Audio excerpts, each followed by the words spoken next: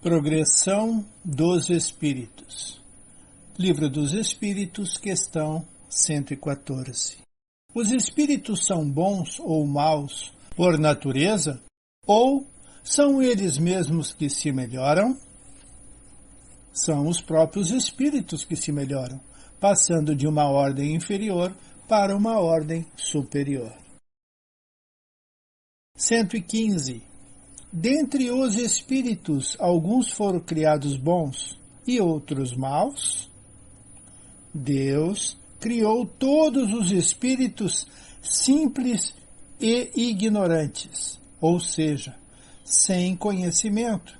Deu a cada um uma missão com o objetivo de esclarecê-los e de fazê-los chegar progressivamente à perfeição relativa, pelo conhecimento da verdade e para aproximá-los de si.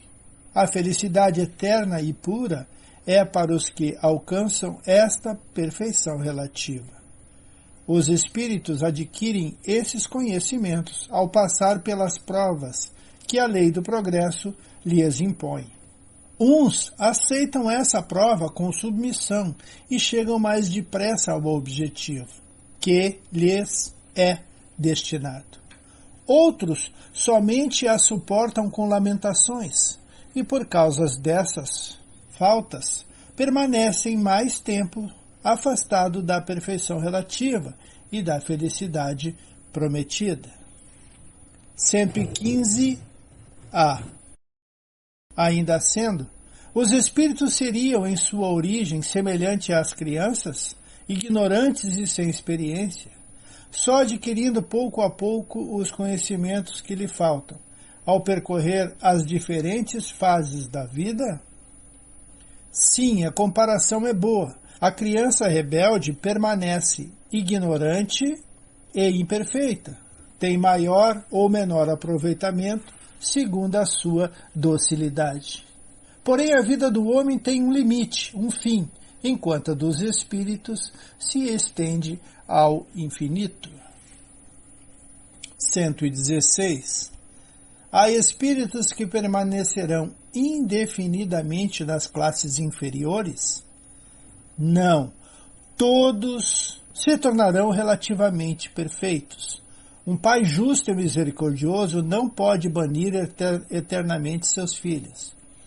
Pensa que Deus, infinitamente justo e bom, fosse pior do que vós mesmos? Um adendo meu. Nessa questão, nós podemos pensar e refletir sobre um mito que foi criado há muito tempo atrás. Claro que por interesses bastante escusos. Vocês conhecem bem a lenda do diabo ou do Satanás. Vejam bem a resposta e pensem sobre isso. Questão 117. Depende dos espíritos apressar seu progresso para a perfeição relativa? Certamente. Chegam mais ou menos rapidamente conforme seu desejo e submissão à vontade de Deus. Uma criança dócil não se instrui mais rapidamente do que uma criança rebelde? 118. Os espíritos podem degenerar? Não. À medida que avançam, compreende o que os afasta da perfeição relativa. Quando o espírito acaba uma prova, fica com o conhecimento que adquiriu e não o esquece mais. Pode ficar estacionário, mas retroceder, não. 119. Deus não poderia isentar os espíritos das provas que devem sofrer para atingir a primeira ordem? Se tivessem sido criados relativamente perfeitos, não teriam nenhum mérito para desfrutar dos benefícios dessa perfeição relativa. Onde estaria o mérito sem a luta? Além do mais, a desigualdade entre eles é necessária para desenvolver a personalidade e a missão que realizam.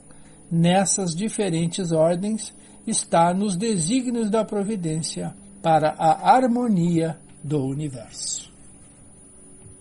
120. Todos os espíritos passam pelo mal para chegar ao bem? Pelo mal, não. mas sim pela ignorância, ou seja, pelo desconhecimento, pela inexperiência. 121. Por que alguns espíritos seguiram o caminho do bem e outros do mal? Porque têm o livre-arbítrio.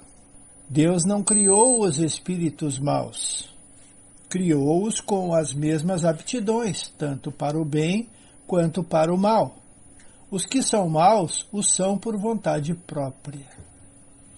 122. Como é que os espíritos, em sua origem, quando ainda não têm consciência de si mesmos, pode ter a liberdade de escolha entre o bem e o mal? Há neles algum princípio, alguma tendência que os leve para um outro caminho? O livre-arbítrio se desenvolve à medida que o espírito adquire a consciência de si mesmo. Não haveria mais liberdade se a escolha fosse determinada ou imposta por uma causa independente da vontade do espírito. A causa não está nele, e sim fora, nas influências a que cede, em virtude de sua livre vontade. É essa a grande figura da queda do homem e do pecado original. Uns cederam, outros resistiram à tentação. 122a. De onde parte a influência sobre ele? Dos espíritos imperfeitos, que procuram apossar-se dele para dominá-lo e ficam satisfeitos de o fazer fracassar. Foi isso que se quis simbolizar na figura de Satanás. 122b. Esta influência se exerce sobre o espírito somente em sua origem?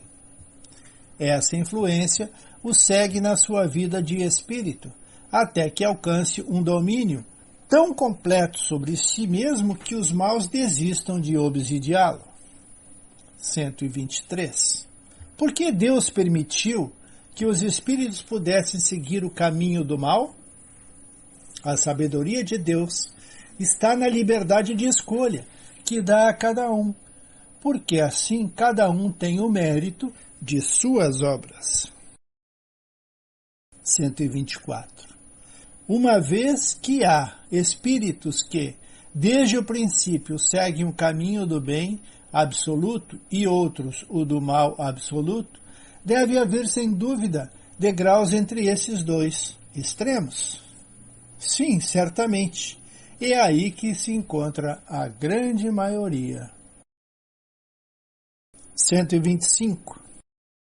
Os espíritos que seguiram o caminho do mal poderão chegar ao mesmo grau de superioridade que os outros?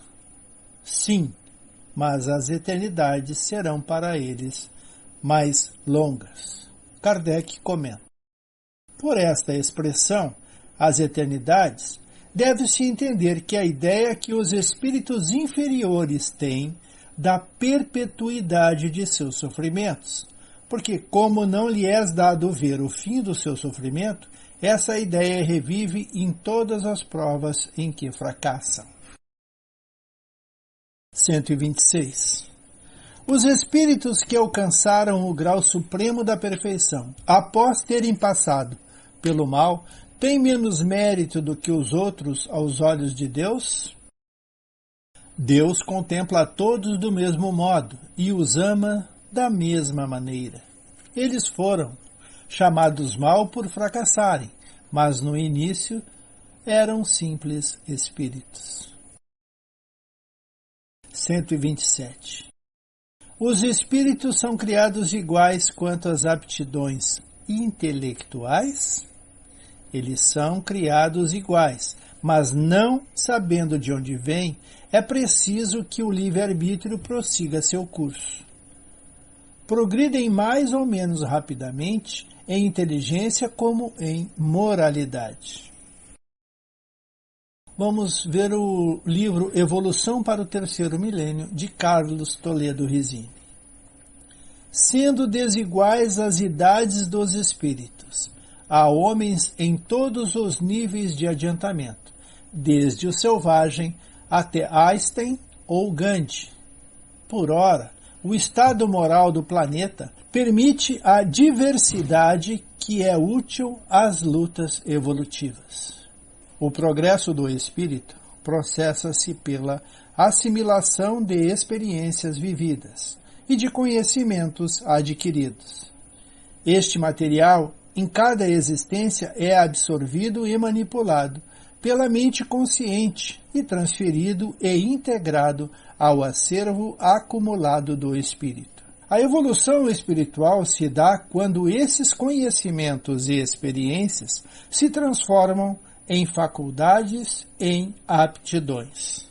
Para chegar à perfeição relativa, é necessário a todos os espíritos percorrerem um duplo caminho, o progresso intelectual e o moral. Livro dos Espíritos, questão 100. Escala espírita. A classificação dos espíritos se baseia no grau de adiantamento deles, nas qualidades que já adquiriram e nas imperfeições de que ainda terão de despojar-se. Esta classificação, aliás, não tem nada de absoluto.